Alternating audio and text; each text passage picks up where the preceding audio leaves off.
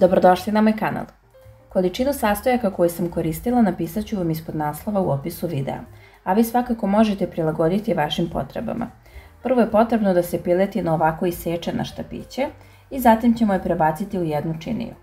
A ukoliko ste prvi put na mom kanalu, ja želim da vas pozovem da me zapratite i da kliknete na zvonce pored tako da dobijete obaveštenje kada izbacim svoj sljedeći video.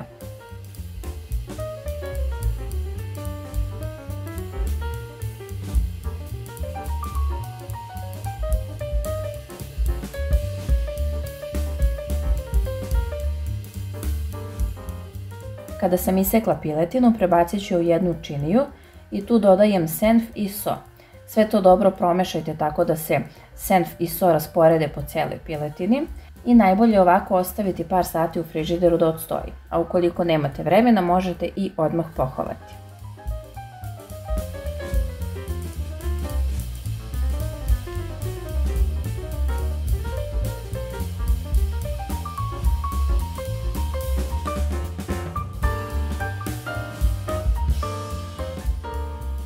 Nakon što je piletina odstojala, sada ću je pohovati.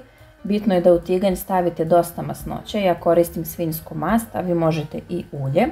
I potrebno je da se cornflakes izdrobi tako da se on usitni. Piletinu prvo uvaljate u brašno, zatim u jaja i na kraju cornflakes. Kratko pržite sa obe strane i najbolje je da piletinu vadite na papirni ubrus kako bi upio sav višak masnoće. Nadam se da će vam se dopasti ovaj moj predlog za ručak i hvala vam na gledanju.